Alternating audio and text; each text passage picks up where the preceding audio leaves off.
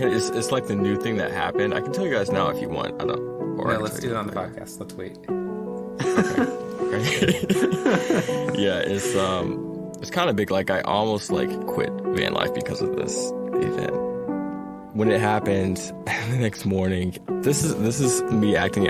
I acted out of emotion, but I got pre-qualified. I got my pre-qualification letter for a house and I almost just bought something. Tell me what's the life? I've been feeling starstruck, seeing human love thrive in this really long dusk. Guess it's really all love, 7 billion of us, and I read the headlines. Tell me what's the life? It's potlucks of violence, corn shucked to conscience, hot sauce, blood diamonds. Everybody pitching in force red with silence. We already ate up that cold bread. Hi, I'm Michael. And I'm Obasi. So, my friend Michael and I have come into adulthood watching our world become more and more polarized. From political polarization to income inequality to how we even define what is real. It feels like schism and conflict are everywhere. Like everything is coming apart. It feels like we need some type of meta solution, regardless of the issue. Like, how do we come back together? What does it look like to make peace? And at the same time, the world hasn't literally fallen apart yet. So people must be making peace on some level. So that's where we want to start.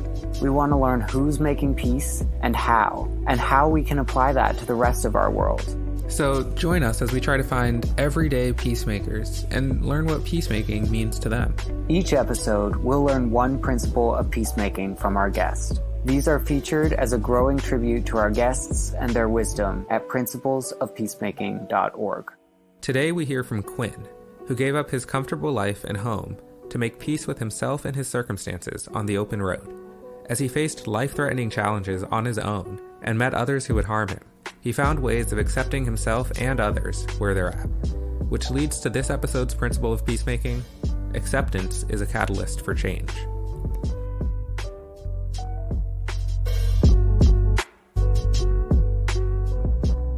So I am a software engineer who's been born and raised in Atlanta, homeschooled my whole life. I went through school and was just kind of doing the 9-to-5 grind for a little while after COVID. Got, the nice apartment, a car, and everything like that.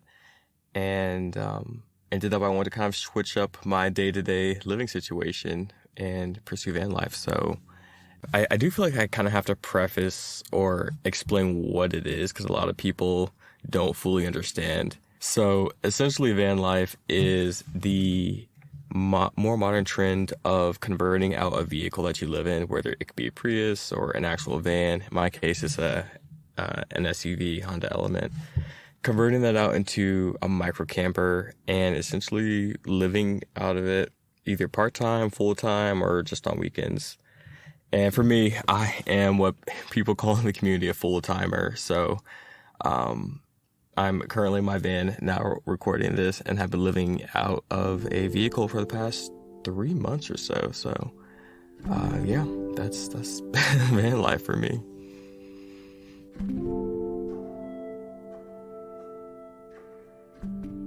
I can remember sophomore year of college, I had that desire, or really growing up in general, I've always had the desire to travel. And around sophomore year of college, I saw people just packing up in a car, going on road trips. And back then, I wasn't super exposed to quote unquote van life or the van life community. It was more of just a vague, that would be cool if I could just throw everything in a bag, throw everything in my car, just go. But of course, back then, I always knew that wasn't a realistic possibility because I didn't have any money in college, even though I had the time. And then once I finished college and started working, I had the money, but then I didn't have the time. And so it was just kind of something in the back burner.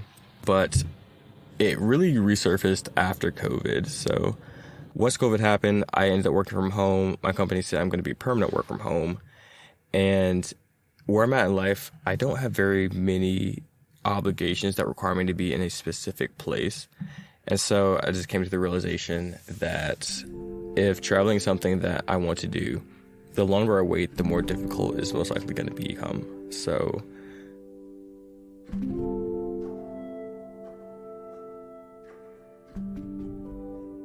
So in a big way, this whole van life adventure is me making peace with where I am in life and with my own expectations of myself. For a long time, my expectations, or I guess my value, was driven by the things that I had, or my career, my job.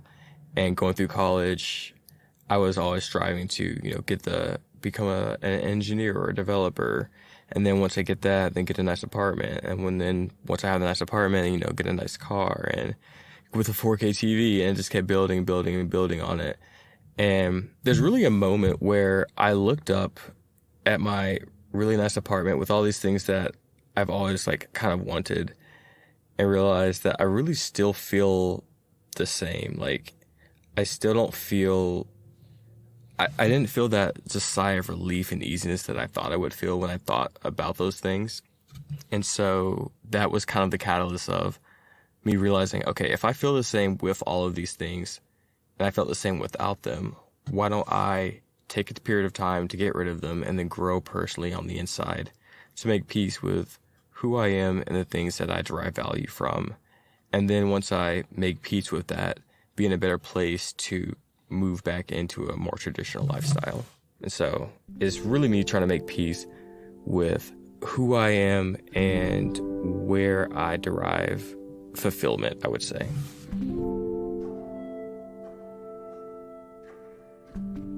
So the van life community runs parallel to the minimalist community. They're very different but very similar in the sense that it's really about reducing your lifestyle down to the things that you truly need. And it almost magnifies the joy that you get from other things. So today, right before this podcast, I took out my little camping stove, cooked up some ground beef and rice, just put some salt on it and some a can of green beans. Super simple, super basic, but it was an extremely enjoyable meal. And just thinking back about that right now, it almost tastes better than the very fancy gourmet meals that I made in my apartment. And it's just ground beef, rice, and a can of beans. And so for me, it's really just reducing down to the things that I really, really need and enjoy. And then I find more enjoyment in the simpler things in life. And then that kind of helps me figure out, okay, what things do I actually need in my life versus crowding everything out with just things that don't matter.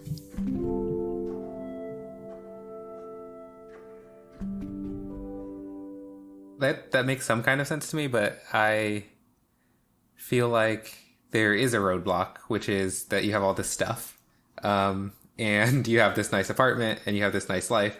And I feel like that's the thing for a lot of people is I would like to maybe make this change in my life, but I'm not going to give up my, 4K TV and my comfortable apartment and stuff. So why is it that how are you able to let go of those things? Yeah. I think it can kind of be summed up by something one of my friends told me not long ago, which is choose your hard.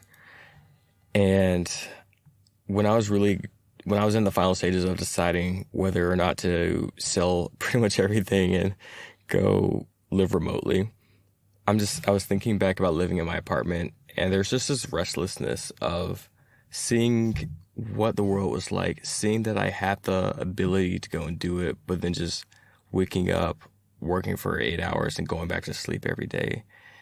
And while that sounds nice, I'm sure to some people who work different kinds of jobs, after a while, it just became difficult for me. It was just hard. And weighing that against living in a car, this is not easy. Van life is not easy at all. This is very hard. But I was staying in my apartment is hard. Potentially venturing out into the unknown is hard. But which hard am I going to choose? And I decided to choose the one that had a greater potential for upside for me.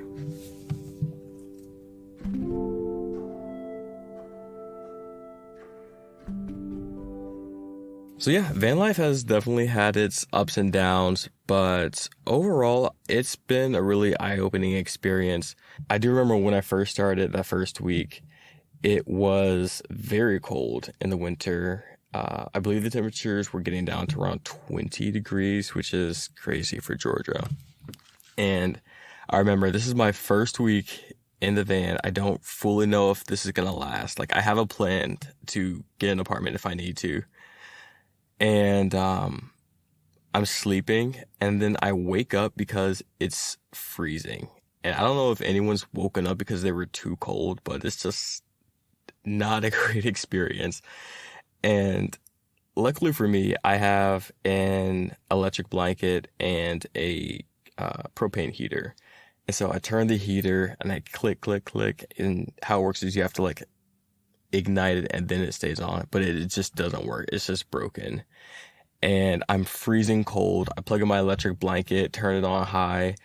And I didn't realize that because the sun wasn't out the day before, my solar panels didn't charge my batteries, I'm out of battery. And so now I'm actually kind of concerned because it's maybe like 15 degrees in the car and I can't move my hands. I'm just super concerned. And so I'm like, okay, let me just start the car. I'll just do that. And then I can't find my keys because it's my first day and there's so much stuff in my van. I can't find the keys. My heater doesn't work. And yeah, it was kind of terrifying. But luckily, eventually I found the keys, was able to start the car, made it through night 1. But it doesn't get too much better because night 2, I fix my propane heater, turn it on, accidentally fall asleep, and then I'm woken up by my carbon monoxide detector just going beep, beep, beep, beep, beep, beep, beep, beep, beep. And then I see the heater is not lit, but the gas is still turned on.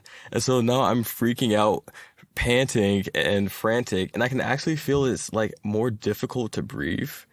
It was CO2 built up, or I don't know what it was, but then I like roll down the windows and then I think I'm about to just pass out right there. And I just open up both doors, go outside in the 15-degree weather in my socks, and yeah, it was just kind of scary. Just having my carbon monoxide detector go off. Go back to sleep, it goes off again. This happened for like 2 or 3 nights in a row until I figured out what was going on.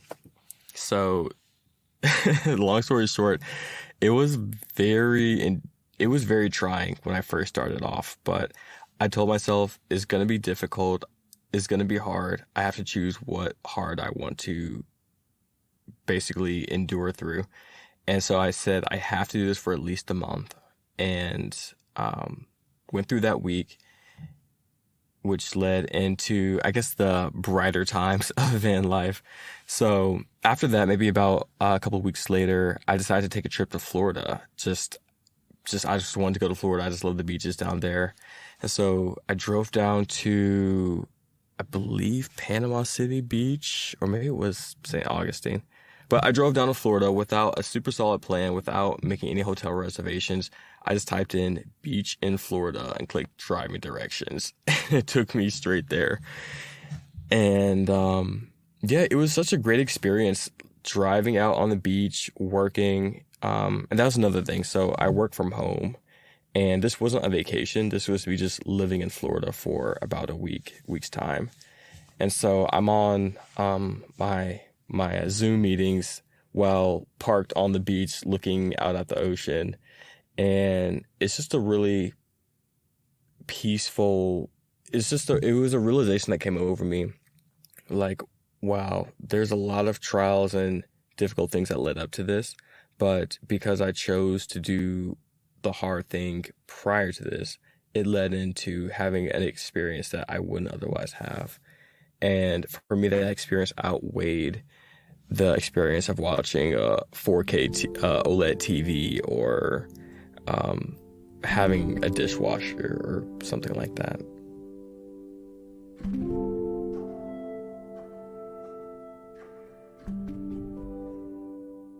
But even though there's been a lot of great times with van life and a lot of growth, it hasn't been all moving uphill. And as I've been kind of saying and echoing that you have to choose your hard, there's definitely parts of van life that were harder than others. Specifically, something that happened to me maybe 3 or 4 days ago. And this is something that when you're preparing for this, they always tell you to prepare for. Don't have a blind eye to things, like things do happen. But I never actually thought it would really happen to me in the way that it did. And when it happened the next morning, I almost like just cut my plans short. And this is me acting. I acted out of emotion, but I got pre-qualified. I got my pre-qualification letter for a house and almost just bought something. But yeah. So what happened was I was parked in a hotel parking lot. That's kind of where I like to be because people are coming from out of state. They have stuff on top of their cars. It's like normal to see a car that's got stuff on top of it pull in at night and then just stay that no one recognizes. I'm at a pretty well-known like hotel, but I'm parked in the back, which I normally don't do, but I was just tired and I just parked back there. Totally normal night, get ready for bed, put my bed down, and just go to sleep. Nothing out of the normal. And then around 4 a.m. in the morning, I hear like knocking on my window. And I'm like, why is someone knocking on my window at 4 a.m.? It's a hotel. And I don't think too much of it. I mean, in the past, I've literally had like acorns from a tree fall in my car and it sounded like knocking. So I was like, okay, it's probably just nothing, but like, let me just slowly get up and see what's going on. It might just be someone and they'll just go away. And I don't hear any more knocking, yeah, so I don't hear any more knocking and I'm like, okay, that's just basically it. And then I hear like this machine, like metal rubbing up against metal kind of a thing. And so one of my biggest fears is that a tow truck is going to come and like tow me away in the car. Like that's just something I'm always thinking about. So I'm like, okay, I'm looking out the back window and saying, is there a tow truck behind me? I'm like, no, there's no tow truck behind me. I'm looking out the right window. I'm like, there's nothing over here. And then I look out to the left window and I see a dark gray SUV parked right next to me with like a guy in the past, like two guys in the front seat, and there's someone else walking around. And this is 4 a.m. I'm just woken up out of my sleep. I have no idea what's going on. And so I like pull down my window covers because you can't see inside the car. But I pull down my window covers. I'm like, hey, what's going on? What's going on out there? And then he just looks so frantic and scared. And then I realized that all three of these guys have black ski masks on. But I didn't really realize it at the time, but they had black ski mask on, and then I'm yelling like, hey, what's going on? What's going on?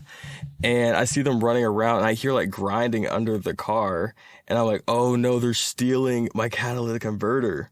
That's like they're trying to do something like that. And so I turn on the car while he's under the car, and they had already taken it. But basically, when your catalytic converter isn't on, your car is just super loud. It's just super obnoxious sounding. But he's under the car. I turned the car on, and then I like put it in reverse because I can't drive forward. And so I like back out, and then they back out as well, try to like drive around me. And there's only one way to kind of get out of this parking lot. So I'm basically like going back and forth, blocking them. I'm like honking the horn and yelling at them. And then they're trying to get away. And it's basically playing the game of chicken where like they almost ran into my car. I almost ran the guy over, but I was like, that's too much therapy to run over a person. So let me just, it's not worth it. So, they eventually got so spooked where there was a median, like it was a really large median and it was uphill, but they like went back and they got speed and then just jumped over the median into the next parking lot and then just booked it down the road onto the highway. And yeah, then my car was pretty much just destroyed. After taking it to the mechanic the next day, he's like, yeah, they had just taken the inverter. It'd be like $600, but they just cut up pretty much the entire bottom of the car. It cost about $2,000. And, yeah, so after that, I mean, I was definitely reconsidering, like, is this hard? Like, I knew it was going to be hard, but is it supposed to be this hard? But, kind of thinking back about it right now, I'm 2 or 3 days out. I actually don't have any bitterness towards the guys. Like, I've really made peace with the situation and them personally. And maybe I shouldn't. Maybe I should still be mad. But where I was parked, I was right next to Kennesaw campus. And the guy, I held eye contact with him for like a good maybe 2 minutes as he was trying to get away. Maybe it wasn't 2 minutes, but it was a good amount of time. And I think that they were college students. I don't know for sure, but I've just kind of made peace with the situation, just thinking like, if you're at the point where you're just going around stealing catalytic converters for like $50 each, committing multiple felonies, like, I just think if you had another option, then you probably would do that other option. And I'm not in the position where I have to do that. And so I'm fortunate in that way.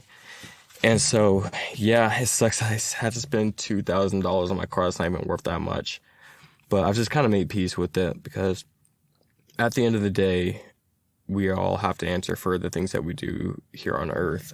And that's not my job to be mad. Like, I'm not going to grow by holding bitterness towards someone else for being in whatever position that they found themselves in. I have a bunch of questions now. You came to forgiveness or peace. I don't know if you said forgiveness, but you came to peace by empathizing with what position this person must be in. Also, in the moment, you weren't letting them get away. So I'm curious Right. about what you were thinking about at that moment in terms of kind of justice and peacemaking. What was the motivator to not let them get away? Like holding that, like, I would have been just too terrified to do anything but please get as far away from me as possible. So I am curious. Yeah. It's actually something I've grown in my understanding of forgiveness, which is that forgiving someone isn't letting them do whatever they want. You can forgive someone and have peace with someone with having boundaries. And to be honest, in the moment, I didn't 100% know what was going on. I just knew that they were trying to steal something or do something or cause harm. And my goal at that moment was just to stop them so that the police could get there in time. I had a taser on me, but I knew not to get out and try to confront them because it's just not worth it. Like, I wish I had more of like a methodical, like heroic answer, but it was really just how people would say fight or flight. And I try not to let my mind go make up random scenarios because there could be an infinite number of outcomes, but I don't know. I just hope that they seemed really young. And the guy driving, he looked more scared than I was. Like, I don't think they knew I was actually in the car. And I don't know, like this might not happen. They might still be doing it out tonight. Who knows? But I just imagine, like, maybe this was a wake-up call for him and he'll, like, get his life on track, go to church, be a pastor or something. I don't know. But, yeah, no. I love the hope in that. And I also love that in your terror, you could see the greater amount of terror in his eyes in that moment. Yeah. And it's really weird. The past few days, I've been going into just the stores that are around the area, just my normal day-to-day life, just looking at people, trying to see if I see, like, the same guy. Because I feel like if I see him, I feel like my spirit will recognize him. Like, I'll be aware that it is him. And like I said, I have zero bitterness at all towards him. Like, if you're in that position, like, I want to just talk to you. I want to help you. I want to see, like, where you are in your life and help someone else make peace with where they are in a similar way that I'm exploring making peace of my own. So if you saw him, what would you do? So I would definitely be consulting the Holy Spirit and praying about the way to go about it. But I don't think I would, if I really believed it was him, I don't think I would bring up the experience because maybe he will recognize me or maybe he wouldn't. But I really just treat him like any other person that I would want to kind of pour into and to help. Like sometimes, so homelessness is a really big thing that I just hate to see. And if I see someone who's homeless, I have like just money in my car to give out specifically to people. And sometimes it's just give them money real quick. But other times, if I just feel I need to spend more time with them, I'll actually like stop and talk with them and have a deeper interaction. And I would probably do a similar thing with him, where not bring up the situation, but just treat him as a person who needs to talk.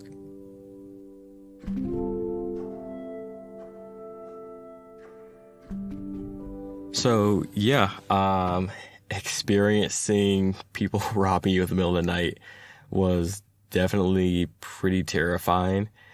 Really fearful, but I know for myself, I don't like to live in a place of fear. But at the same time, fear is an emotion that our bodies use to basically tell us something is wrong and that we need to react and respond to it. So being 3 or 4 days out, I've basically taken the fear that I have. I'm not fearful anymore, but what I did with it was realize that I need to be very intentional and methodical in life in general, but specifically for van life. And specifically what that looks like for me in my life is that van life is really not a means to an end, but it's a vessel for growth for me. This isn't a lifestyle that I plan on having for like the next 5-10 years or anything like that. This is really a vehicle for me to grow into the next phase of life. Because the goal is to get a traditional house, get a traditional family, do the traditional, what people would generally consider being an adult would be like. And through the fear of the experience with the guys at night, it really just kind of refocused me on what's the goal right now and what's the goal I'm trying to reach in the future. And so now I've taken steps to make sure that a similar experience doesn't happen again. So I've got a 360-degree camera system, alarm system, several other personal defense items that I don't really like to get into, just so I don't want people to know exactly what I have. But I've taken multiple and some costly steps to make sure that I'm not being unsafe and unwise moving forward, but at the same time not letting fear consume me. And on the same note, I'm also being more intentional planning on how I'm going to transition out of van life.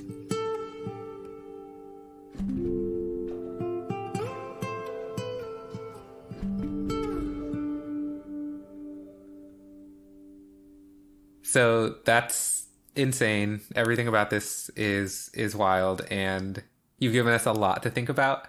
It is getting late, as I can tell. So Quinn is in his car, his van right now, and it was outside of his windows. I used to see other cars driving by, but now I just see his very special lighting arrangement. It looks like stars in the car and in the sky behind him. His Christmas lights. It's time to call this one to a close. So is there any one idea that's kind of salient to you that's sticking in your mind about peacemaking that you think we should take from this episode? Yeah, so going through this van life experience, I think the big thing that I've realized is that we should always be striving to make peace with who we are and where we are in life.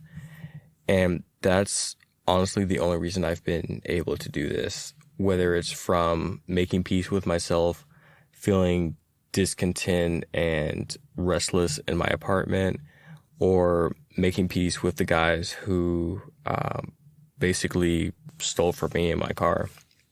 And I really see making peace being very tightly coupled with forgiveness.